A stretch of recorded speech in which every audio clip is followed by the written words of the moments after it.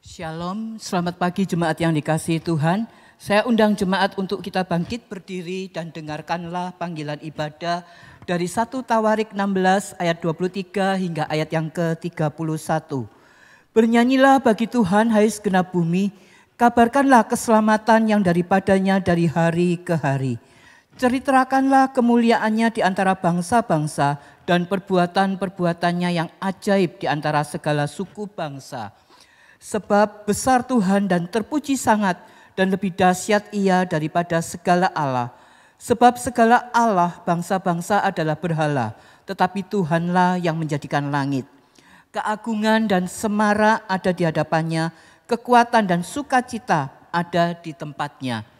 Kepada Tuhan hai suku bangsa, kepada Tuhan sajalah kemuliaan dan kekuatan. Berilah kepada Tuhan kemuliaan namanya. Bawalah persembahan dan masuklah menghadap Dia. Sujudlah menyembah kepada Tuhan dengan berhiaskan kekudusan. Gemetarlah di hadapannya hai segenap bumi, sungguh tegak dunia tidak bergoyang. Biarlah langit bersukacita dan bumi bersorak-sorak. Biarlah orang berkata di antara bangsa-bangsa, Tuhan itu Raja.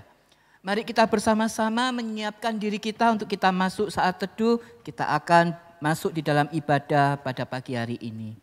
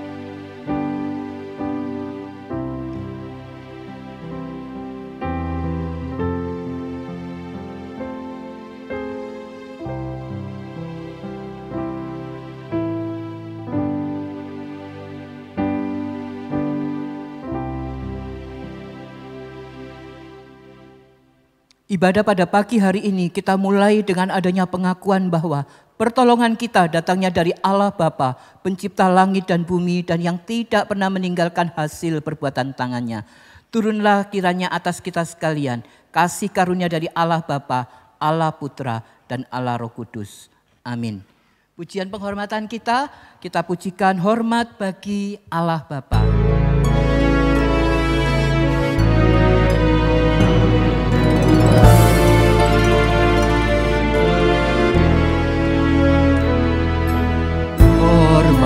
Bagi Allah Bapa, hormat bagi anaknya, hormat bagi Roh penghibur ketiganya yang esa.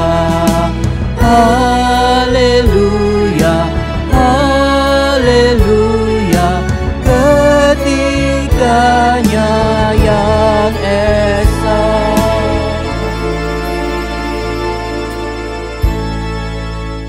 Mari kita berdoa. Kembali kami mengucap syukur ya Bapa, Engkau begitu baik di dalam setiap kehidupan kami. Kami mengucap syukur untuk kehidupan, untuk penebusan yang Tuhan berikan bagi kami. Sehingga kami boleh mengenal Engkau sebagai Allah kami. Dan kami boleh mengucap syukur bahwa Engkau bukan saja menciptakan menebus kami, tetapi Engkau telah memelihara kehidupan kami sebagaimana adanya kami hari ini. Kami mengucap syukur ya Bapak untuk keluarga, untuk pekerjaan, untuk pelayanan yang Tuhan masih percayakan kepada setiap kami. Oleh karena itu Tuhan, ketika saat ini kami akan bersama-sama beribadah meskipun secara online. Engkau yang terus melihat motivasi kami di dalam kami ibadah. Engkau yang akan menolong kami ya Bapa. Ampuni setiap dosa kesalahan kami sehingga kami boleh hanya fokus kepada Engkau saja di dalam ibadah pada pagi hari ini. Kami mau menyerahkan Tuhan untuk seluruh rangkaian ibadah kami dari awal hingga akhirnya nanti ke dalam tangan-Mu. Demi nama Tuhan Yesus Kristus kami berdoa dan bersyukur. Amin. Silakan duduk Bapak Ibu. Saudara, ketika kita menghadapi masa-masa seperti sekarang ini, masa di mana kita penuh dengan kecemasan, masa di mana kita penuh dengan ketakutan dan kekhawatiran, mari kita bersama menyandarkan hidup kita sepenuhnya kepada lengan Allah yang kekal itu. Sehingga kita terus merasakan aman, kita terus merasakan tiada bahaya sebab Tuhan di sisi kita. Lagu pujian Sandar pada Lengan yang Kekal.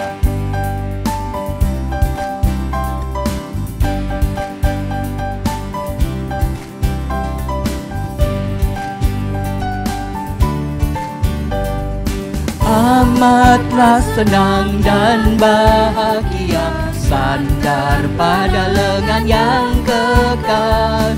Amat besarlah damai berkat-Nya, sandar pada lengan yang kekal.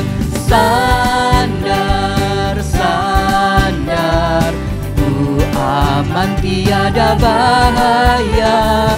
Sandar, sandar, sandar pada lengan yang kekal.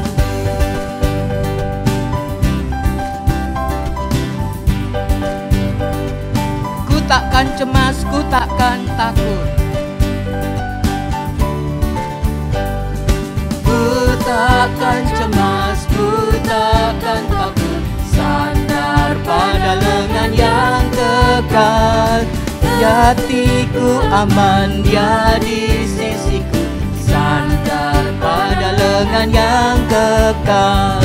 Sandar, sandar, ku aman tiada bahaya. Sandar, sandar, sandar pada lengan yang kekal.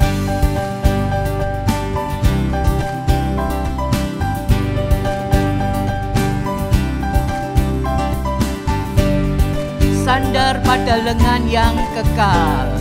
Sandar, sandar, ku aman tiada bahaya. Sandar, sandar, sandar pada lengan yang kekal. Sandar pada lengan yang kekal. Sandar pada lengan yang kekal.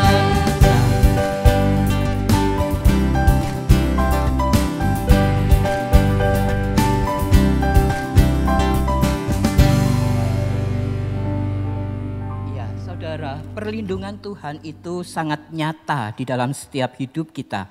Meskipun mungkin di antara kita saat ini merasakan harus berjalan di dalam lembah kekelaman.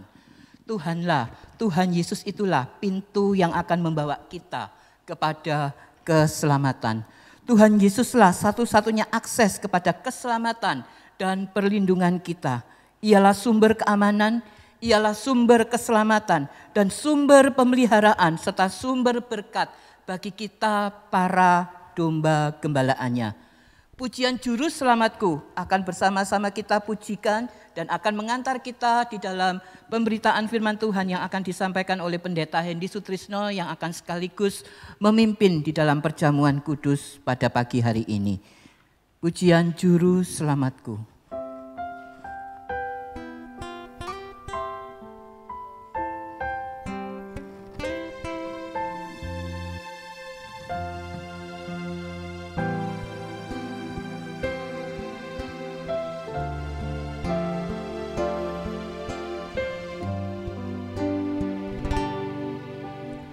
Walau ku harus berjalan dalam lembah kekelaman, perlindungan-Mu, oh Tuhan, nyatalah bagi hidupku. Tiada pernah sedetik pun, tiada pernah sedetik sedetik pun. Tiada pernah kau tinggalkan, sungguh mulia dan sempurna. Hanya kau layak disembah. Yesus, Engkau juru selamatku, dalam janji-Mu kemenanganku. Selamanya kan ku nyatakan besar setiamu Tuhan di hidupku.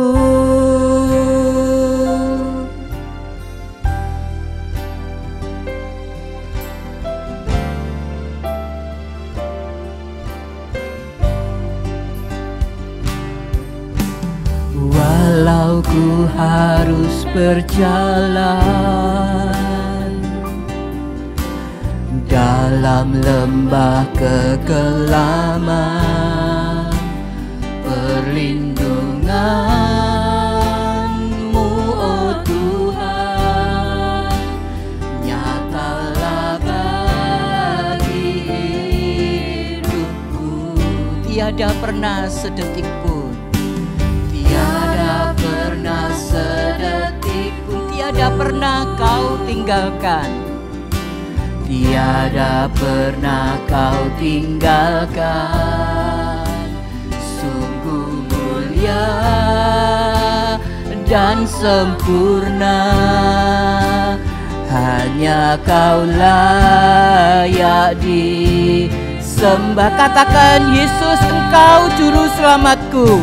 Yesus, Engkau juru selamatku, dalam janji-Mu kemenanganku. Selamanya kan ku nyatakan besar setiamu Tuhan di hidup.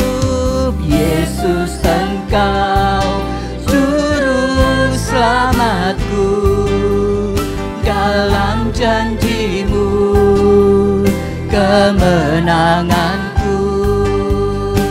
Selamanya kan ku nyatakan besar setiamu Tuhan, besar setiamu Tuhan, besar setiamu Tuhan di hidupku.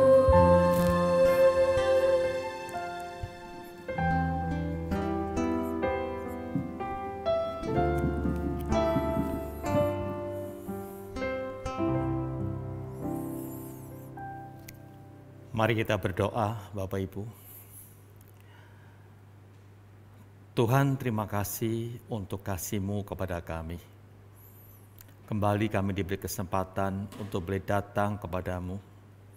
Bukan cuma memuji nama-Mu Tuhan, namun Kau juga memberi kesempatan kepada kami untuk boleh mendengar akan firman-Mu. Tuhan, kami mohon kepada-Mu, Engkau berkenan berbicara kepada kami, dan kiranya Roh Kudus-Mu juga yang bekerja dalam hati kami, supaya kami boleh mengerti dengan apa yang kami baca, kami dengar, dan kami renungkan. Kami juga mohon kepada-Mu Tuhan, Kau berkenan pula mengurapi hamba-Mu yang menyampaikannya. Kau mengetahui Tuhan akan keterbatasannya, kekurangannya, dan juga kelemahannya.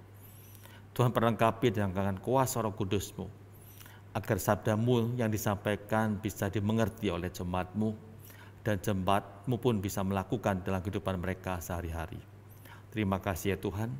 Dalam nama Tuhan Yesus kami berdoa. Amin. Bapak Ibu kasih Tuhan, hari ini kita masuki minggu ketiga dari Prapaskah, Itu kita bisa lihat di mana lilin di sebelah kiri saya sudah mati 3 batang. Itu artinya kita memasuki minggu yang ketiga. Nah, pada minggu ketiga ini tema kita yaitu Akulah Pintu. Untuk itu mari kita bersama-sama membaca dari Injil Yohanes pasal yang ke-10. Kita akan baca ayat yang pertama sampai dengan ayat yang ke-10, saudara. Yohanes pasal yang ke-10 kita akan baca ayat yang pertama sampai dengan ayat yang ke-10. Setelah mendapatkannya, saya akan membacakan untuk Bapak, Ibu, dan juga saudara sekalian. Yohanes pasal 10 ayat yang pertama sampai dengan ayat yang ke-10, demikian bunyi firman Tuhan. Aku berkata kepadamu, sesungguhnya siapa yang masuk ke dalam kandang domba dengan tidak melalui pintu, tetapi dengan memanjat tembok, ia adalah seorang pencuri dan seorang perampok. Tetapi siapa yang masuk melalui pintu, ia adalah gembala domba. Untuk dia penjaga membuka pintu dan domba-domba mendengarkan suaranya. Dan ia memanggil domba-dombanya masing-masing menurut namanya dan menuntunnya keluar. Jika semua dombanya telah dibawanya keluar, ia berjalan di depan mereka dan domba-domba itu mengikuti dia karena mereka mengenal suaranya. Tetapi seorang asing yang tidak mereka ikuti, malah mereka lari daripadanya, karena suara orang-orang asing itu tidak mereka kenal. Itulah yang dikatakan Yesus ke dalam perumpamaan kepada mereka. Tetapi mereka tidak mengerti apa yang maksudnya. Ia berkata demikian kepada mereka. Maka kata Yesus sekali lagi, aku berkata kepadamu, sesungguhnya akulah pintu ke domba-domba itu. Semua orang yang datang sebelum aku adalah pencuri dan perampok, dan domba-domba itu tidak mendengar mereka. Akulah pintu, barang siapa masuk melalui aku, ia akan selamat. Dan ia akan masuk dan keluar dan menemukan padang rumput. Pencuri datang hanya untuk mencuri dan membunuh dan membinasakan. Aku datang supaya mereka mempunyai hidup dan mempunyainya dalam segala kelimpahan. Berbahagialah Bapak Ibu setiap kita yang membaca firman Tuhan, kemudian kita juga bisa merenungkan, dan lebih daripada itu yang paling penting, kita bisa melakukannya dalam kehidupan kita sehari-hari. Bapak Ibu yang dikasihi Tuhan, ada salah seorang teman saya menceritakan pengalaman dia ketika dia akan masuk kerja pada sebuah perusahaan. Jadi dia diterima di sebuah perusahaan yang cukup bonafit, kemudian dia cerita begitu bersukacita, dia mengatakan, aku selama ini sudah bermimpi, membayangkan alangkah indahnya, alangkah senangnya kalau aku bisa bekerja di perusahaan itu. Bonafit dan cukup terkenal.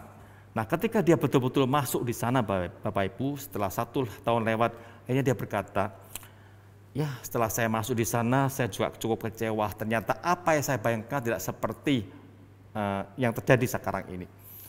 Saya melihat dalam perusahaan itu banyak hal-hal yang dilakukan yang bagi saya itu kurang pas, kurang berkenan. Dan semakin hari saya juga semakin tidak respect dengan kepala atasan saya. Dulu saya begitu kagum dengan dia. Tapi lama-lama saya sudah tidak respect lagi dengan integritasnya dan juga yang lainnya. Nah Bapak Ibu yang dikasihi Tuhan, mungkin kita juga pernah mengalami hal seperti itu. Mungkin bukan di perusahaan tapi dalam situasi yang berbeda. Seringkali kita bisa melihat seseorang, kita begitu kagum dengan orang itu. Dan kita begitu mengidolakan dia. Tapi ketika kita mengenal dia dengan lebih baik lagi, lebih dekat lagi, ternyata apa yang kita bayangkan gak seperti nyatanya seperti itu. Ternyata orang itu nggak ada integritas dan hidupnya pun ternyata kurang berkenan juga di hadapan Tuhan dan juga di hadapan kita. Kita kecewa, kita merasa sebal dengan orang seperti itu. Bapak Ibu, seringkali kita bisa terjebak seperti itu. Kesan pertama begitu menggoda Bapak Ibu, tapi selanjutnya kita bisa kecewa, bahkan menjadi sebal. Nah berbeda Bapak Ibu kalau kita boleh mengenal Tuhan kita Yesus Kristus. Kalau kita mau belajar mengenal Dia, semakin kita mengenal Dia, kita akan semakin kagum dengan Dia Bapak Ibu. Hari ini kita belajar tentang pengakuan Yesus yang ketiga, yaitu akulah pintu. Tapi kalau kita belajar Bapak Ibu, dari 2 minggu yang lalu, Yesus mengatakan akulah. Apa Bapak Ibu, kami pasti ingat? Akulah roti hidup. Kemudian minggu lalu kita belajar bersama, akulah terang dunia. Dan hari ini kita belajar, akulah pintu. Nah Bapak Ibu, waktu kita belajar bersama-sama tentang apa yang dikatakan Tuhan Yesus kepada orang-orang pada waktu itu, kita semakin mengenal siapa Yesus betulnya. Dan kita sungguh bersyukur kepada Tuhan kalau Yesus mau datang dalam dunia. Kita bayangkan, seandainya Yesus gak datang ke dunia, apa jadinya kita? Hidup dalam dunia ini, masa depan kita, kehidupan kita seperti apa, kita nggak tahu. Tapi yang jelas kita akan banyak menghadapi kesulitan, tantangan dalam hidup yang mungkin kita pun tidak ada harapan, Bapak Ibu.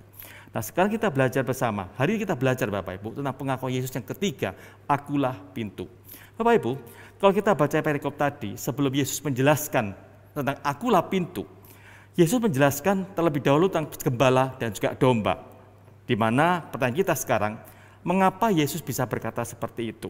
Mengapa Yesus menjelaskan atau menceritakan sosok tentang gembala terlebih dahulu? Apa maksudnya, Bapak Ibu?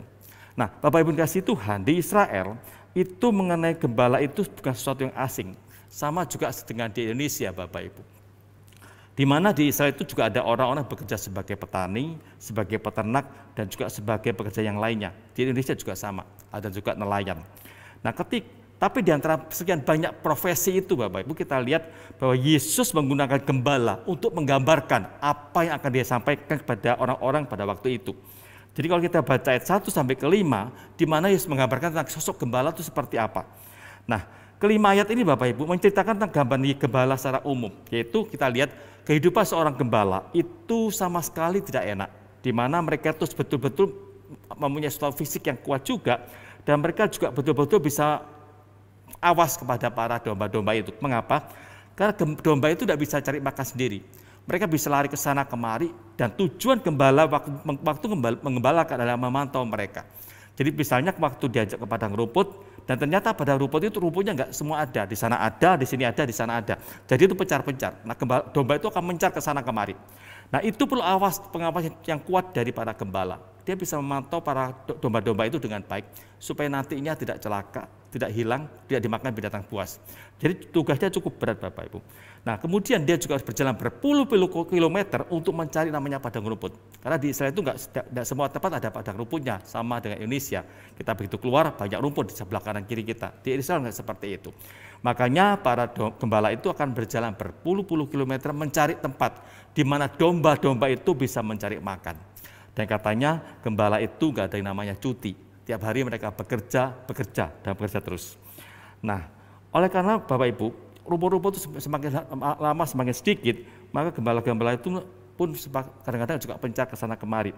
Dan itu yang membuat kepada kadang-kadang gembala itu pusing juga, di mana mereka bisa diambil perampok, mungkin juga bisa diserang binatang buas. Kadang-kadang juga bisa hilang. Dan tugas gembala itu mencari sampai dia menemukan di mana domba-domba itu berada. Nah, saudara, dari gambaran ini kita bisa melihat bahwa apa yang dilakukan seorang gembala itu adalah suatu sikap. Seorang gembala harus senantiasa siap sedia untuk menghadapi berbagai macam kesulitan. Dan dia juga punya hati yang penuh kasih, penuh kesabaran kepada domba-domba binatang peliharaannya, Pak, saudara. Nah, melalui perumpamaan ini, Bapak, saudara, di mana Yesus ingin menjelaskan kepada mereka, orang-orang mendengar pada waktu itu, bahwa gambaran gembala itu sama dengan dirinya sebagai gembala kepada manusia. Tapi waktu Yesus menjelaskan hal seperti itu, saudara, kita lihat mereka tuh sepertinya itu tidak mengerti dengan benar, Bapak, saudara ya. Kalau kita lihat di sini dikatakan, tetapi mereka tidak mengerti apa maksud Tuhan Yesus waktu dia menjelaskan tentang gembala itu. Waktu Yesus mengatakan sebagai pencuri dan juga perampok dan sebagainya, mereka tidak ngerti itu maksudnya apa sih, seperti itu kira-kira. Nah, kemudian untuk memperjelas lagi, maka Yesus menjelaskan ayat 7 dan juga ayat 9, di mana dikatakan seperti itu. Akulah pintu ke domba-domba itu. Ayat 9, akulah pintu, barang siapa masuk melalui aku, ia akan selamat dan ia akan masuk dan keluar dan menemukan padang rumput. Pertanyaan kita sekarang, Bapak Ibu, apa sih hubungan gembala dengan pintu? Mengapa waktu Yesus mengatakan aku gembala, menceritakan tentang gembala, tapi dia juga mengkaitkan dengan pintu, saudara. Nah, sepertinya kedua kata ini nggak ada kaitannya sama sekali. Apakah gembala tinggal di sebuah rumah sehingga ada pintunya? Apakah seperti itu? Nah, kita akan belajar bersama, saudara. Kita lihat, kita terlebih dahulu kita akan belajar dulu tentang kandang yang ada di Israel pada waktu itu. Nah, kandang di Israel itu ada dua macam. Yang pertama, kandang yang terletak di kota kecil atau pedesaan.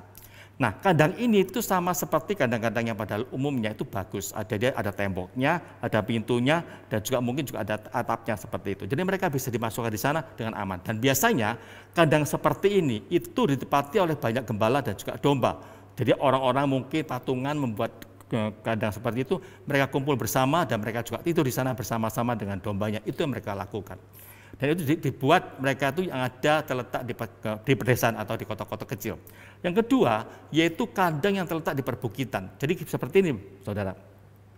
Waktu seorang gembala mencari rumput bersama domba-dombanya, dia akan pergi kemana saja di mana rumput itu berada. Kadang-kadang mereka sampai ke sebuah perbukitan yang cukup jauh dari tempat tinggal mereka. Nah, dalam kondisi seperti itu, nggak mungkin mereka hari itu pulang. Jadi mereka akhirnya menginap di sana.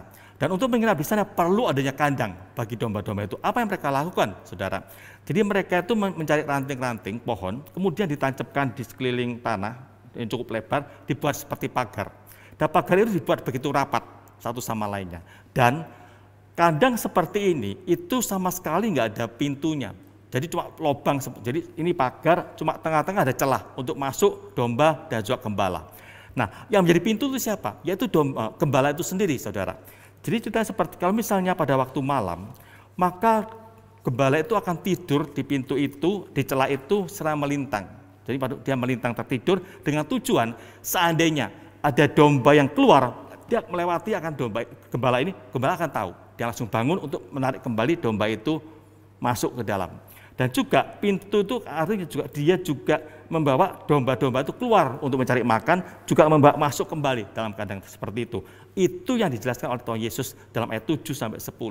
Maksudnya, akulah pintu, itu seperti itu. Pintu yang dimaksud tersebut adalah pintu di mana dia itu menjadi penjaga bagi domba-dombanya supaya tidak keluar dengan seenaknya, dan juga tidak kemudian ada perampok atau binatang buas yang masuk untuk mengambil atau memakan domba-domba tersebut. Jadi tugas seorang gembala sebagai pintu itu cukup berat, di mana pada waktu malam dia pun mungkin tidak bisa tidur nyenyak, karena dia senantiasa berjaga-jaga, takut kalau dombanya itu keluar atau nanti kemudian hilang, atau kemudian juga bagaimana kalau misalnya ada binatang buas dan sebagainya, Bapak Ibu. Nah, ini yang disampaikan oleh Yesus kepada orang-orang pada waktu itu. Nah, dari pengakuan Yesus, Bapak Ibu, ketika dia mengatakan akulah pintu, itu artinya apa? Bapak ini kasih Tuhan. Apa artinya mengatakan akulah pintu bagi domba-domba itu? Kita akan belajar bersama. Yang pertama, ada 3 makna yang ingin Tuhan Yesus sampaikan ketika dia mengatakan akulah pintu. Yang pertama, melalui Yesus sebagai pintu, kita itu bisa bersekutu kembali dengan Allah Bapa sehingga kita diselamatkan dari hukuman kekal. Kita lihat ayat yang seperti ini, saudara, ayat 9. Di mana Yesus mengatakan, akulah pintu, barang siapa masuk melalui aku, ia akan selamat. Ya. Jadi waktu Yesus mengatakan pada orang-orang pada waktu itu, aku ini pintu, kalau engkau masuk melalui aku, maka engkau akan selamat.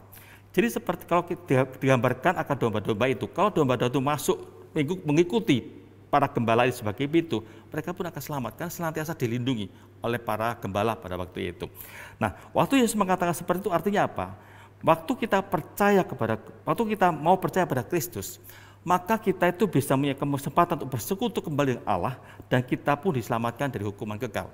Kalau kita mau masuk melalui pintu yaitu Yesus Kristus, saudara. Kasih Tuhan, ketika manusia jatuh dalam dosa, maka hubungan manusia dengan Allah itu terpisah. Dan kita nggak mungkin bisa mendekati dengan Allah dengan kekuatan kita pribadi. Itu sebabnya mengapa Yesus datang dalam dunia.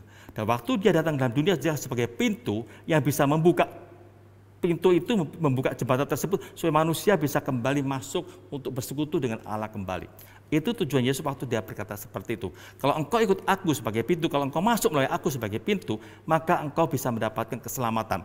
Di mana hubunganmu yang dengan Allah yang terpisah selama ini akan dipersatukan kembali. Engkau bukan lagi menjadi anak-anak iblis, tapi engkau adalah menjadi anak-anak Allah yang diselamatkan oleh darah Kristus, Bapak Ibu. Nah, saudara kasih Tuhan, kita lihat di sini. Kalau dulu, saudara, dalam perjanjian lama, manusia itu mau datang kepada Allah itu nggak mudah. Di mana mereka itu harus mencari seorang imam yang berdoa, kemudian juga menyembelih binatang dan sebagainya. Tapi setelah Yesus mati di atas kayu salib, maka ada suatu kesempatan di mana kita itu dengan mudah kita datang kepada Allah. Setiap saat kita bisa datang kepada Allah, kita berdoa kepada Allah. Mudah untuk kita, zaman kita sekarang ini begitu mudah, itu anugerah yang luar biasa. Jadi kita nggak usah repot-repot lagi untuk datang kepada Allah. Setiap saat kita bisa datang, karena apa? Kita sudah punya aksesnya, yaitu pintu Yesus Kristus yang bisa mengantar kita datang kepada Allah, saudara. Nah, di sini kita lihat, saudara, bahwa hubungan manusia dengan Allah itu Yesus sebagai pintu, itu begitu dekat sekali. Kalau dulu begitu jauh, sekarang bisa begitu dekat, bahkan kita bisa memanggil dia sebagai Bapa. Bahkan ada sebuah lagu yang mengatakan Allah dengan kita itu cuma sejauh doa. Jadi maksudnya apa? Ada orang, waktu kita nyanyi itu ada orang bertanya, maksudnya apa sih lagu ini? Maksudnya, di mana kita itu dengan Allah dulu begitu jauh tidak bisa datang dengan seenaknya, tapi kita bisa datang. Allah begitu jauh di atas sana, tapi kita bisa datang dengan begitu dekat melalui doa-doa kita. Ada sebuah lagu Bapak Saudara yang mungkin seringkali kita nyanyikan, yaitu Dia Hanya Sejauh Doa. Waktu kita menghadapi kesulitan, waktu kita ditimpa berbagai macam bencana terjadi dalam kehidupan kita, ingat, ada Allah, ada seorang penolong, di mana kita bisa datang kepada Dia setiap saat. Dan itu pun gak harus berjalan berkilo-kilometer, enggak. Kita cuma bertelut di hadapan Tuhan, kita sudah bisa datang kepada Tuhan. Itu karena siapa? Karena kita sudah punya akses, yaitu kita punya Yesus Kristus sebagai pintu yang bisa mengantar kita masuk, membawa kita masuk kepada Allah untuk bisa datang kepada Dia. Kemudian juga dikatakan di sini lagu bait berikutnya, bila godaan menggodai hidupmu dan cobaan mencobai kamu, ingat ada seorang penolong bagimu yang Dia tak pernah jauh dari kamu. Dia senantiasa dekat dengan kamu. Cukup kamu datang berdoa, kamu sudah bisa mendapatkan kekuatan dari Tuhan. Yang ketiga, coba kita berseru memanggil nama Tuhan. Waktu dalam doa-doa kita, Dia akan menghampiri kamu dan percaya Dia nggak jauh dari kamu, Dia hanya jauh doa. Nah, saudara kasih Tuhan, kita sungguh bersyukur kepada Tuhan, saudara. Kalau kita itu punya Allah, Kristus, yang begitu mengasihi kita dan Dia menjadi pintu bagi kita yang bisa membawa kita masuk kepada Allah. Di mana kita yang dulu adalah musuh-musuh Allah, sekarang dipersatukan kembali dengan Allah hanya dengan perantaraan Yesus Kristus yang bisa membawa kita masuk datang kepada Allah kembali. Nah, waktu kita menghadapi kesulitan Bapak Ibu seperti sekarang ini, banyak hal yang kita hadapi sebagai manusia dalam dunia ini, baik saya maupun saudara. Nah, apa yang kita lakukan? Ingat, kita punya Allah yang kita sembah, dan kita bisa setiap saat datang kepada Dia, minta pertolongan kepada Dia. Datang berdoa, Dia hanya sejauh doa. Karena Yesus sudah menjadi pengantar antara kita dengan Allah. Itu sebabnya waktu kita menghadapi kesulitan, jangan pernah gentar, jangan pernah kecewa. Ingat, kita punya Allah, kita punya Bapa yang senantiasa menyertai kita, yang menuntun kita, yang memberi kekuatan kepada kita. Bisa semuanya itu terasa sulit dalam dunia ini, datang minta pertolongan kepada Allah kita. Karena kita sudah punya Tuhan Yesus Kristus sebagai pintu yang bisa membawa kita masuk ke hadapan Allah Bapa. Bapak Ibu. Yang kedua, Bapak Ibu, apa maksud Yesus ketika Dia mengatakan pintu? Yaitu melalui Yesus sebagai pintu, kita itu bisa masuk ke dalam kerajaan surga. Kita baca lagi ayat yang ke-9. Ya. Waktu Dia mengatakan, engkau akan selamat. Arti selamat di sini, saudara, kita ketika berjumpa dengan Kristus, kita bukan lagi berjumpa dengan Allah, maka kita bukan lagi menjadi musuh Allah, tapi kita menjadi anak Allah, menjadi hamba-hamba Allah. Waktu kita menjadi anak Allah, maka kita mendapat hak, kesempatan untuk bisa masuk dalam kerajaan surga. Jadi Yesus mengatakan, akulah pintu, engkau bisa datang kepadaku, kepada Allah melalui aku, dan engkau pun bisa mendapat keselamatan dan hidupmu akan terjamin. Ada surga menanti kamu. Cuma dengan satu syarat, kita percaya kepada Kristus sebagai Tuhan dan Juru Selamat kita sebagai pintu yang bisa membawa kita datang kepada Allah dan membawa kita untuk masuk dalam kerajaan surga. Menyenangkan bukan Bapak Ibu? Itu sebabnya kita jangan sampai melewatkan kesempatan ini. Nah, pertanyaan kita berikutnya, mengapa pintu masuk itu hanya melalui Tuhan Yesus? Mengapa waktu kita bisa masuk ke surga itu hanya melalui Tuhan Yesus, Bapak Ibu? Yang pertama, itu karena hanya Kristus yang dijanjikan menjadi juru selamat dunia. Kita ingat, ketika manusia jatuh dalam dosa, Adam dan Hawa mereka jatuh dalam dosa, Allah langsung memberikan hukuman kepada mereka. Tapi di saat hukuman terjadi, di mana mereka akan diusir dari Taman Eden, dan Allah mengatakan, engkau yang pria akan bersusah payah mencari mengolah tanah, dan yang perempuan akan sakit waktu melahirkan. Waktu hukuman itu diberikan, Allah juga berjanji akan memberikan seorang juru selamat untuk bisa menyelamatkan manusia dari hukuman dosa itu. Itu bisa kita baca dalam Kejadian pasal 3 ayat 15. Di mana Allah sudah berjanji akan datang seorang juru selamat. Dan 2000 tahun kemudian, 2000 tahun yang lalu, Bapak Saudara, kita boleh bersyukur Yesus datang dalam dunia sebagai seorang bayi dengan tujuan supaya boleh menyelamatkan kita dari segala dosa-dosa kita. Jadi mengapa hanya Yesus yang bisa mengantar kita? Karena dialah yang dipilih oleh Allah, yang sudah direncanakan dari semula. Bukan kebetulan Yesus sudah lahir dalam dunia, tidak. Tapi Allah sudah merencanakan ketika pertama kali manusia jatuh dalam dosa, saudara. Yang kedua, mengapa hanya Tuhan Yesus? Karena hanya Kristus yang mampu menaklukkan kuasa maut. Dalam dunia ini Bapak Ibu, siapa sih yang bisa mengalahkan kematian? Enggak ada, bukan? Kalau kita lihat orang-orang bisa membangkitkan orang mati, ya, seperti murid-murid Tuhan Yesus misalnya. Dia bisa, waktu dia membangkitkan orang mati, dia itu berdoa terlebih dahulu kepada Allah. Minta kekuatan pertolongan Allah supaya dia bisa membangkitkan orang mati tersebut. Tapi kalau Yesus enggak, dia langsung berdoa, dia langsung mengatakan, Lazarus bangkitlah. Dia langsung bangkit tanpa berdoa terlebih dahulu. Kenapa? Karena Yesus adalah Tuhan. Dia adalah Allah, maka dia punya kuasa untuk bisa membangkitkan orang-orang mati, Bapak Ibu. Itu sebabnya waktu Yesus mati di atas kayu salib, kemudian dia bisa dibangkitkan pada hari ketiga. Itu suatu hal yang luar biasa, saudara. Itu anugerah Tuhan yang luar biasa untuk manusia. Tanpa kebangkitan Kristus, manusia itu tidak harapan. Mengapa Yesus bisa bangkit sendiri tanpa bantuan orang lain? Karena dia itu adalah Allah. Itu sebabnya dia mengatakan di mana Yesus yang bisa menaklukkan kuasa maut. Maka kuasa maut itu kalah di bawah kaki Yesus. Kita pernah baca juga dalam 1 Korintus, hai maut di mana sengatmu? Sengat maut adalah kuasa iblis, tapi sekarang dikalahkan oleh Tuhan Yesus. Nah, kita lihat di sini, saudara. Dengan dua alasan ini maka mengapa hanya Yesus yang bisa mengantar kita masuk dalam kerajaan surga. Dia sebagai pintu. Dan dia satu-satunya pintu yang bisa mengantar kita untuk bisa bertemu dengan Allah dan juga mengantar kita dalam masuk dalam kerajaan surga. Kita sungguh bersyukur kalau Allah begitu mengasihi kita dan mengampuni segala dosa-dosa kita. Saudara, pada waktu terjadi peperangan di Prancis itu namanya pertempuran di Crécy, yaitu di Prancis, di sebuah desa di Prancis Utara. Ada 6 orang penduduk Prancis yang memberontak, kemudian ditangkap oleh raja untuk mendapatkan hukuman mati. Nah, waktu hukuman mati akan dijatuhkan, istri dari raja tersebut, ratunya, maju ke depan dan mengatakan, Tuan Raja, tolong jangan membunuh akan 5 orang ini, biarkan dia beri kesempatan dia hidup. Akhirnya raja mendengar permintaan permaisurinya, 6 orang tahanan tersebut dibebaskan dari hukuman mati. Dan saudara kasih Tuhan, 6 orang begitu bersyukur kepada ratu ini, dia begitu mengucap terima kasih karena dia diberi kesempatan dia masih hidup dalam dunia ini. Saudara, kita juga seperti itu, saudara. Kita seharusnya itu mendapat hukuman kekal dari Allah karena dosa-dosa kita. Tapi karena Yesus yang sangat mengasihi kita, dia sebagai pintu dalam mempersatukan kita dengan Allah, maka kita dibebaskan dari hukuman dosa tersebut. Maka sudah seharusnya, saudara, kita mengucap syukur kepada Allah. Nah, bagi saudara yang belum percaya pada Kristus, sekarang saatnya saudara datang kepada Tuhan, minta ampun kepada Tuhan, supaya Tuhan boleh mengampuni dosa-dosa saudara dan juga saudara bisa dilahirkan menjadi anaknya. Dan bagi saudara yang sudah percaya pada Kristus, tugas saudara beritakan Injil kepada orang lain, supaya orang lain yang lagi berjalan dalam kebinasaan tersebut, kita bisa memberitakan Injil kepada mereka dan mereka pun bisa diselamatkan. Kemudian juga bagi saudara sebagai orang tua, maka tugas saudara yaitu mengajak anak-anak untuk percaya pada Kristus. Seringkali orang tua mengatakan, aduh kasihan anak saya sekian hari belajar firman Tuhan, maka kalau sudah belajar sedikit sekolah, maka kalau hari Minggu biarkan dia tidur sampai siang. Itu salah sama sekali, saudara. Jangan seperti itu. Gunakan kesempatan masih kecil ini, ajak mereka untuk bisa mengenal Yesus sebagai Tuhan dan juru selamat pribadi mereka. Karena anak itu titipan Tuhan, saudara. Kalau sampai mereka itu berjalan benar dan kita tidak mengarahkannya, itu kita nanti bertanggung jawab dengan Tuhan.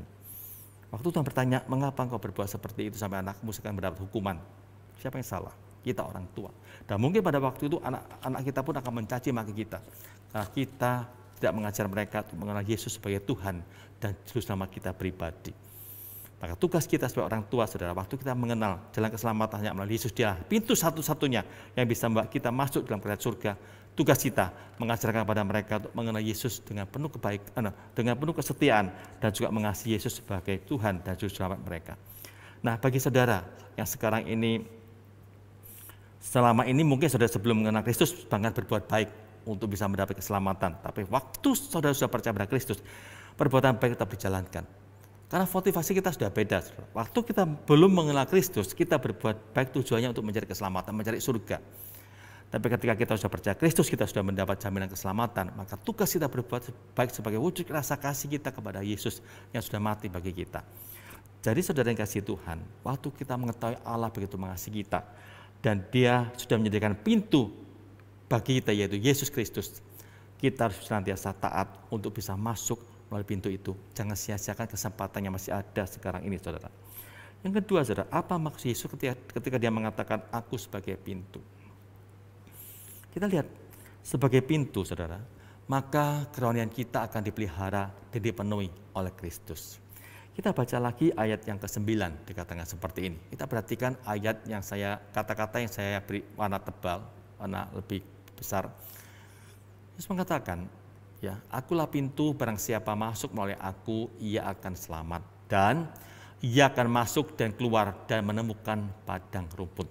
Artinya, domba itu kalau betul-betul ikut gembala yang baik, dan dia masuk melalui pintu yang benar, yaitu gembala tersebut, maka gembala itu waktu mengajak keluar, tidak akan mungkin akan disesatkan. Tapi akan membuat domba-domba itu mencari rumput supaya mereka bisa makan, mereka bisa kenyang. Nah, waktu Yesus berkata seperti itu, kalau engkau percaya kepada aku, dan engkau betul-betul percaya masuk melalui aku sebagai pintu, maka engkau bukan cuma selamat secara keselamatanmu terjaga, tapi kerohanianmu juga terpenuhi. Kalau engkau betul-betul dekat dengan aku. Bapak kasih Tuhan, kita lihat ada satu istilah yang cukup menarik di sini yang kita pelajari, yaitu Yesus mengatakan istilah masuk dan keluar. Ya, apa maksudnya? Apakah cuma masuk dan keluar seperti itu? Enggak, ada makna tersendiri, saudara. Kalau kita pelajari akan perjanjian lama, yaitu dalam bilangan, saudara. Itu ada suatu perkataan seperti ini. Ya, bilangan 27, 16 sampai 17 saya bacakan. Biarlah Tuhan Allah dari roh segala makhluk mengangkat atas umat ini seorang yang mengepalai mereka, waktu keluar dan masuk, dan membawa mereka keluar dan masuk, supaya umat Tuhan jangan hendaknya seperti domba-domba yang tidak mempunyai gembala. Saudara, apa maksudnya? Nah, ayat ini itu adalah waktu diucapkan, itu waktu Musa akan memilih pengganti dia, pemimpin bangsa Israel. Maka Allah mengatakan, kalau engkau mencari seorang pemimpin, carilah dia, seorang yang baik, anak Tuhan, di mana orang itu bisa membawa engkau masuk dan keluar. Dan juga membawa engkau masuk supaya umat Tuhan jangan hendaknya seperti domba-domba yang tidak mempunyai gembala. Artinya, masuk dan keluar itu, yaitu pemimpin itu harus bisa memberikan damai sejahtera kepada rakyatnya, pada pengikutnya. Itu artinya seperti itu. Jadi maka pada waktu dipilih adalah Yosua menggantikan Musa. Mereka percaya Yosua bisa seperti Musa yang bisa memberikan damai sejahtera kepada bangsa Israel pada waktu itu. Nah, Yesus waktu dia menggunakan masuk dan keluar, waktu dia mengatakan akulah pintu, itu artinya waktu engkau percaya pada aku sebagai pintu, waktu engkau sudah terima aku dan engkau masuk melalui aku sebagai pintu, maka aku akan memberikan damai sejahtera kepada kamu. Engkau bukan cuma diselamatkan jiwamu, tapi engkau juga bisa mendapat kepuasan secara rohanimu melalui kalau engkau percaya kepada aku. Saya kasih Tuhan. Waktu kita percaya pada Kristus, saya percaya dalam hidupan kita itu ada satu kepuasan, di mana seringkali rohani kita itu ada kehausan. Tapi waktu kita percaya pada Kristus, kita bisa dipenuhi apa yang menjadi kebutuhan kita. Kita ingat Bapak Ibu, kisah seorang wanita Samaria yang duduk di tepi sumur. Waktu dia berjumpa dengan Tuhan Yesus, mengapa dia berkali-kali menikah sampai suaminya itu 5 orang? Karena dia itu merasa ada suatu kekosongan dalam hatinya, ada ketidakpuasan. Tapi ketika dia berjumpa dengan Kristus, Bapak Ibu, berubah sama sekali. Dia ada suatu sukacita tersendiri. Dia bisa lari, bisa mencari orang untuk bisa memperkenalkan Mesias, diajak bertemu dengan Tuhan Yesus, beda. Jadi waktu orang betul-betul menerima Yesus sebagai pintu, ada kepuasan rohani yang diterimanya. Kita juga ambil contoh yang kedua, yaitu Paulus. Waktu Paulus percaya pada Kristus sebagai Tuhan dan Juru Selamat pribadinya, hidupnya betul-betul berubah, Bapak Ibu. Dia dulu begitu benci pada orang Kristen, tapi dia begitu mengasihi Allah setelah Allah memanggil dia. Dan waktu dia sudah merasakan kasih Tuhan, dan dia merasa kepuasan rohani yang dia miliki, apa yang dikatakan? Dia mengatakan seperti ini, apa yang dahulu itu merupakan suatu keuntungan bagi aku, sekarang aku anggap rugi. Bahkan aku anggap sebagai sampah yang tidak harus aku gunakan lagi. Ingat Bapak Ibu, waktu kita mendapatkan Yesus sebagai Juru Selamat kita, ada suatu kepuasan rohani kita yang tidak bisa dinilai dengan uang, yang tidak bisa dibeli dengan uang. Harta itu tidak bisa menjamin hidup kita bahagia, rohani kita terpenuhi, enggak. Ada kegelisahan dan kekosongan dalam hati kita waktu kita punya harta yang terbanyak. Contohnya Bapak Ibu seperti ini. Ada seorang miliarder, seorang yang cukup kaya, terkaya di Jerman pada waktu itu, bernama Adolf Merkel. Suatu saat dia kemudian bunuh diri, menabrakkan dirinya di kereta api, dan dia tewas. Kalau ternyata harta itu bisa menjamin orang itu bahagia, tentunya orang tidak akan bunuh diri. Tapi faktanya harta tidak bisa membuat orang itu puas secara rohani. Ada kekosongan yang dia rasakan ketika dia nggak berjumpa dengan Tuhan yang sebetulnya. Itu sebabnya Yesus mengatakan, mari masuklah melalui aku sebagai pintu, maka engkau akan mendapat kepuasan. Aku seperti gembala yang mencari makanan rumput bagi domba-domba supaya mereka kenyang.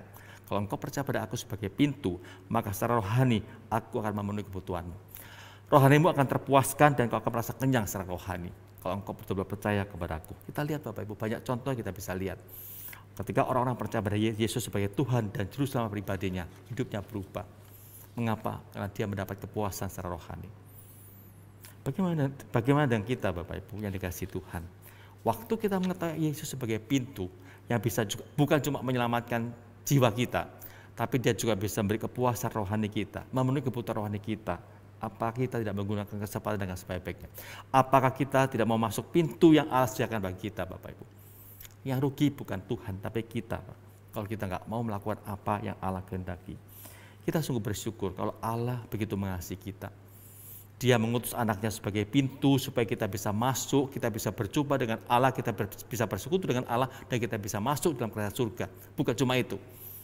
Waktu kita masuk melalui pintu Yesus Kristus, kebutuhan rohani kita pun akan dipenuhi oleh Allah. Rohani kita akan senantiasa terpuaskan dan kita tidak akan mendapat kekosongan dalam hidup ini. Kita boleh menderita, kita boleh miskin Bapak Ibu. Tapi waktu kita ingat pada Kristus, ada suatu kepuasan rohani dalam hati kita. Karena kita tahu dunia ini cuma sementara. Miskin dalam dunia cuma sementara. Tapi kita ada suatu kepuasan lebih rohani yang lebih luar biasa, di mana kita mempunyai harapan di waktu akan datang. Sementara menderita dalam dunia ini nggak apa-apa. Tapi nanti waktu aku dipanggil Tuhan dan aku sudah masuk melalui pintu yang Allah berikan pada saya, maka aku bisa mendapat suatu kepuasan, kebahagiaan bersama-sama dengan Tuhan. Itulah kita harus betul ingat baik-baik Bapak Ibu. Akulah pintu. Masuklah melalui pintu yang Allah sediakan bagi kita, yaitu Yesus Kristus, Juru Selamat kita. Mari kita berdoa Bapak Ibu. Tuhan, terima kasih untuk firman-Mu yang boleh kami renungkan pada pagi hari ini. Biarlah kami juga bersyukur kepada-Mu Tuhan kalau Engkau telah menjadi juru selamat kami.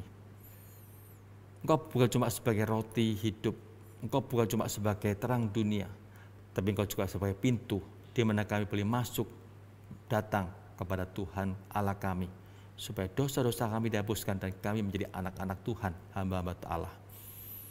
Kami juga bersyukur kepada-Mu Tuhan, kalau Engkau sebagai gembala kami, sebagai pintu yang boleh menuntut kami keluar untuk mendapatkan kepuasan rohani. Bagaimana kami caranya untuk bisa mendapat kepuasan rohani?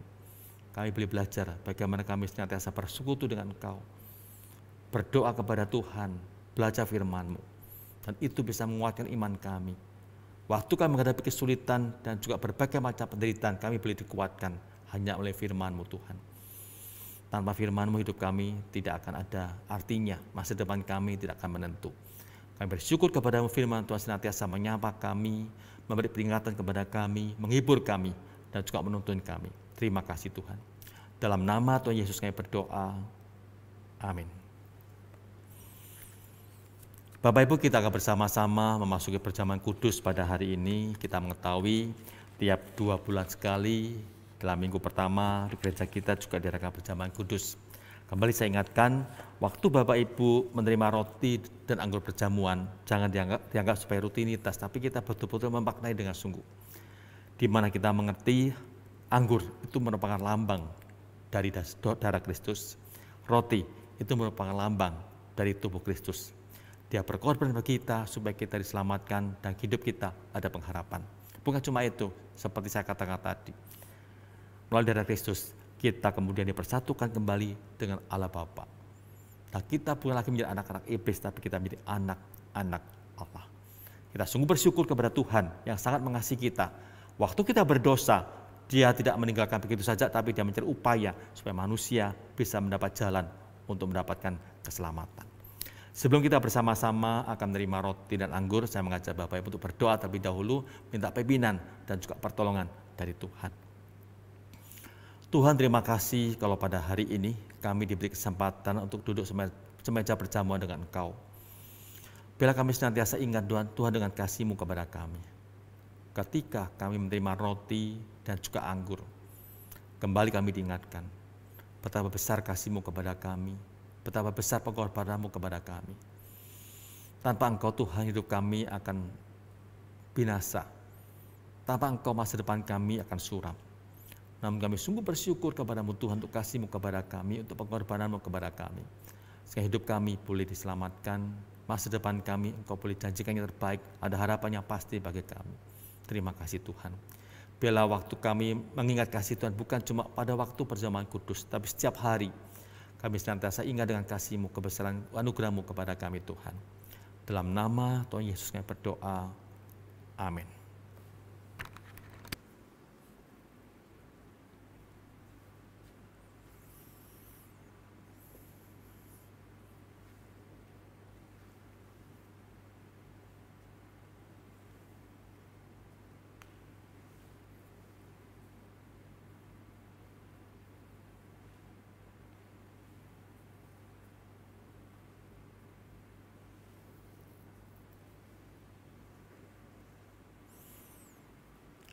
Bapak Ibu yang kasih Tuhan, pada malam sebelum Yesus disalibkan, Dia mengajak murid-muridnya untuk mengadakan suatu perjamuan, yaitu perjamuan malam bersama dalam rangka memperingati hari Paskah.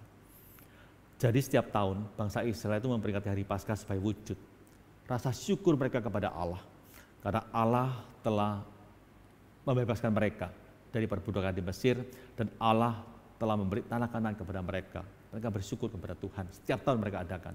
Dan sebagai bangsa Israel, Yesus pun melakukan hal itu setiap tahun bersama-sama dengan murid-muridnya. Pada hari itu ada hari terakhir di mana Yesus mengajak murid-muridnya untuk mengadakan hari Jumat Paskah sebagai wujud rasa syukur kepada Allah. Dalam perjamuan itu, saudara, Yesus mengambil sebuah roti. Kemudian Dia mengucap syukur kepada Allah Bapa dan memberkatinya. Setelah itu Dia memecah-mecahkannya dan memberikan kepada murid-muridnya serta berkata, "Ambillah dan makanlah, inilah tubuhku." Kemudian Yesus mengambil sebuah cawan yang berisi anggur. Kembali Dia mengucap syukur kepada Allah Bapa dan memberkatinya. Setelah itu Dia memberikan kepada murid-muridnya dan berkata, "Minumlah kamu semua dari cawan ini. Cawan ini adalah darahku, darah perjanjian yang ditumpahkan untuk menebus dosa-dosa umat manusia." Bagi Bapak Ibu yang ada di rumah, siapkan roti dan anggur yang telah Bapak Ibu terima, dan kita buka bersama-sama untuk menerima roti dan anggur perjamuan.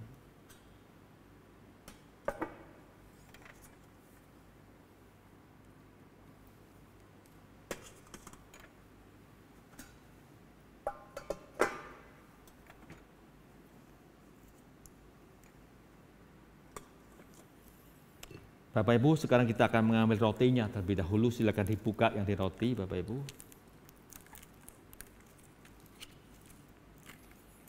Mari kita mengangkatnya.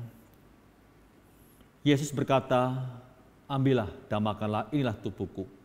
Setiap kali kamu makan, ingatlah bahwa tubuhku tercapik-capik untuk menebus dosa-dosamu. Mari Bapak Ibu, dengan ucapan syukur, kita berterima kasih kepada Tuhan atas kasih Tuhan kepada kita. Mari kita menerimanya.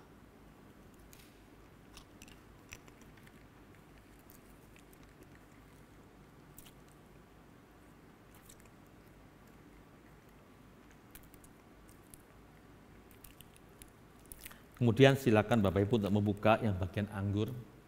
Kita akan menerimanya bersama-sama.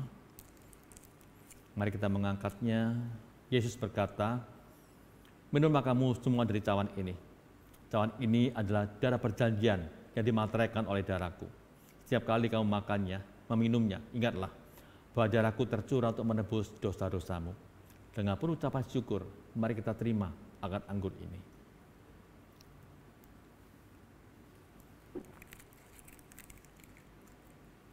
Mari kita berdoa, saudara. Tuhan, terima kasih untuk kesempatan kami diberi mengenang kembali akan kasih-Mu kepada kami. Terima kasih Tuhan. Biarlah kami senantiasa ingat dengan kasih-Mu kepada kami, dan dalam situasi apapun juga dalam dunia ini Tuhan, kami boleh memandang kepada Engkau. Kasih-Mu tidak akan pernah meninggalkan kami. Kasih-Mu akan senantiasa menuntun kami, memberi kekuatan kepada kami. Terima kasih Tuhan. Dalam nama Tuhan Yesus kami berdoa. Amin.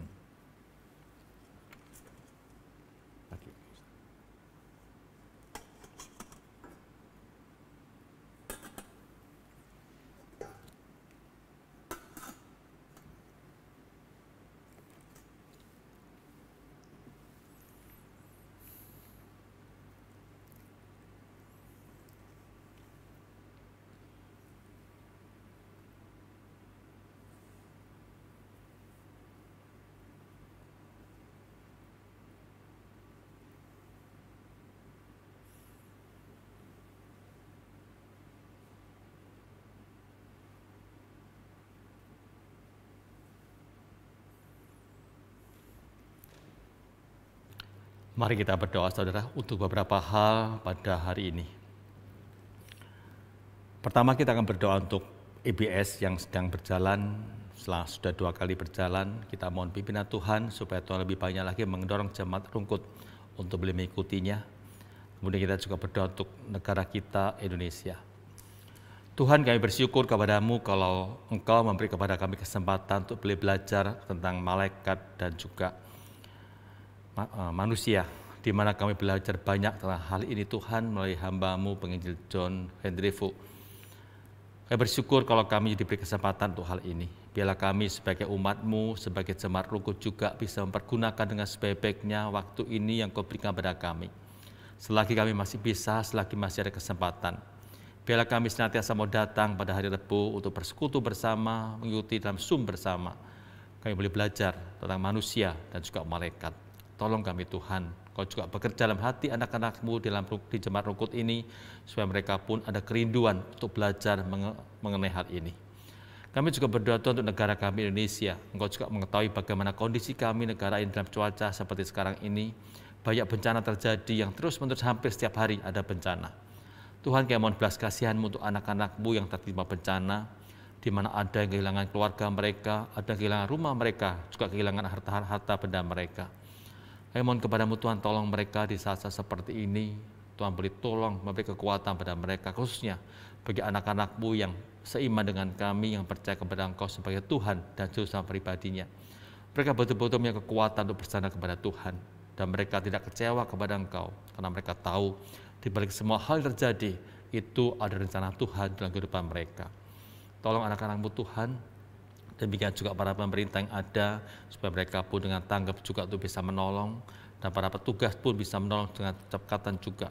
Dan Kau juga beri kekuatan penghiburan pada mereka yang kehilangan harta dan juga keluarga mereka. Saya percaya Engkau tidak pernah meninggalkan mereka, tapi Tuhan senantiasa menyertai, melindungi, dan juga memimpin mereka, masa depan mereka juga. Terima kasih Tuhan. Dalam nama Tuhan Yesus kami berdoa. Amin.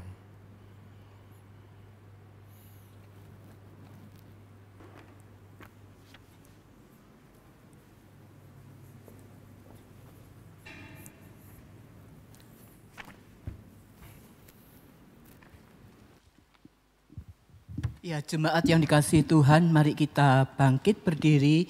Kita akan bersama-sama sebagai respon firman Tuhan yang telah disampaikan dan perjamuan kudus yang telah dilakukan. Mari kita bersama-sama dengan gereja di sepanjang sejarah dan di segala tempat kita akan mengikrarkan pengakuan iman rasuli yang berbunyi demikian.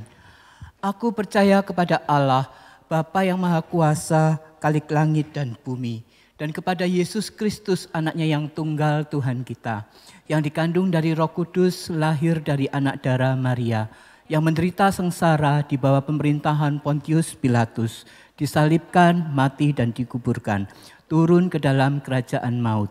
Pada hari yang ketiga, bangkit pula dari antara orang mati, naik ke sorga, duduk di sebelah kanan Allah, Bapa yang Maha Kuasa. Dan dari sana ia akan datang untuk menghakimi orang yang hidup dan yang mati.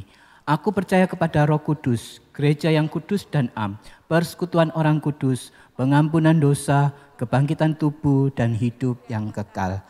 Amin. Silakan duduk Bapak Ibu, saatnya kita akan bersama-sama memberikan persembahan kita. jemaat dapat langsung mentransferkan ke nomor rekening yang ada ataupun scan QR Code yang tertera di layar saudara sekalian. Dan kita akan memberikan yang terbaik untuk Tuhan. Beri terbaikmu.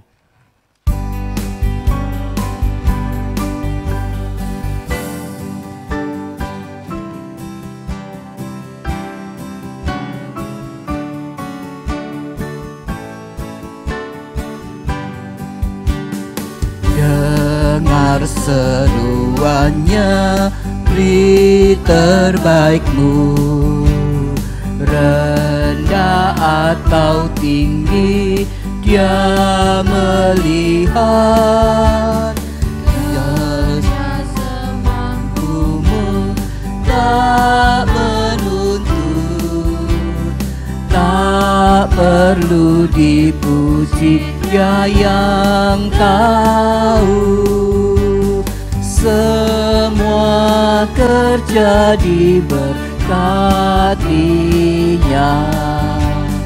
Dia mau kita berhati sungguh. Meski yang kau mampu tak berarti, melayanilah Dia sekuatmu.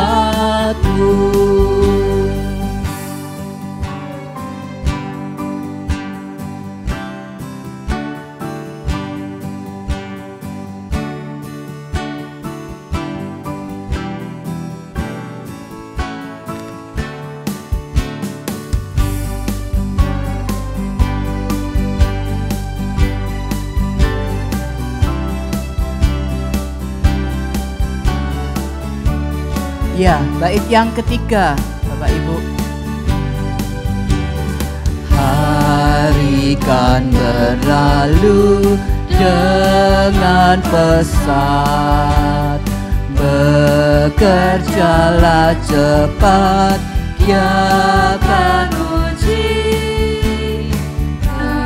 Kala yang datang, damai senang, ada pahala sedang menunggu.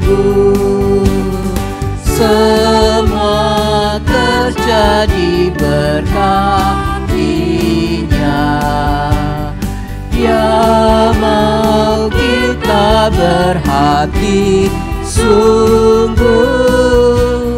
Meski yang kau mampu tak berarti, melayanilah Dia sekuatmu.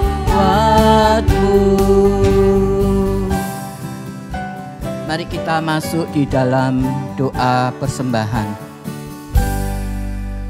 Kembali kami mengucap syukur ya Bapa. Ada begitu banyak berkat pemeliharaan yang Tuhan nyatakan di dalam kehidupan kami. Ada begitu banyak berkat jasmani yang telah Tuhan nyatakan. Tetapi Tuhan ajarkan kepada setiap kami untuk tetap mengucap syukur dengan berkat rohani. Sehingga kami boleh terus dipuaskan akan kerohanian kami bersama-sama dengan Engkau. Karena Engkaulah pintu keselamatan bagi setiap kehidupan kami. Kami mau mengucap syukur ya Bapa, dan kami sudah mempersembahkan persembahan kami. Engkau yang akan memberkati dan Engkau yang mau memakainya. Terpujilah Engkau ya Bapa, demi nama Tuhan Yesus Kristus kami berdoa dan bersyukur. Amin. Segala pujian, hormat, dan kemuliaan kita kembalikan kepada Bapa di sorga. Doksologi kemudian doa berkat akan disampaikan oleh Pendeta Hendy.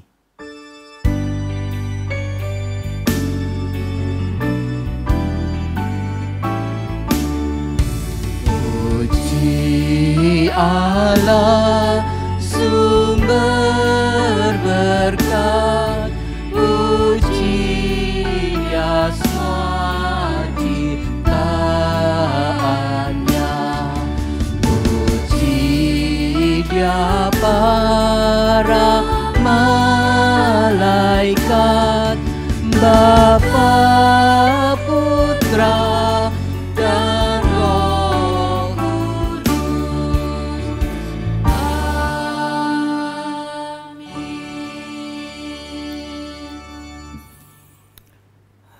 Tuhan, terima kasih atas pimpinan-Mu dalam ibadah kami pada pagi hari ini, mulai awal sampai dengan selesai. Tuhan, kami serahkan anak-anak-Mu dalam tangan-Mu yang ada di rumah dalam ibadah mereka. Setiap pergumulan yang mereka hadapi, kiranya mereka mau datang kepada-Mu Tuhan. Engkau adalah pintu di mana kami boleh datang kepada Allah Bapa, yang boleh kami datangi, di mana kami berdoa untuk mengutarakan segala persoalan kami kepada-Mu Tuhan. Biarlah anak-anak-Mu senantiasa menjadi pelaku firman, sehingga hidup mereka pun boleh menjadi terang dan garam dimanapun mereka berada. Bapak, Ibu, dan juga saudara yang kasih Tuhan, arahkanlah hati Bapak Ibu kepada Tuhan, dan sekarang terimalah berkat dari Tuhan.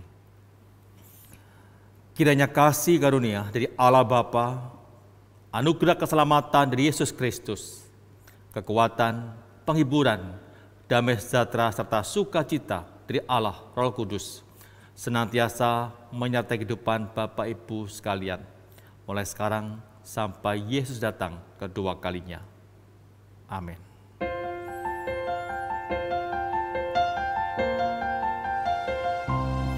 Tuhan melindungi kau, Tuhan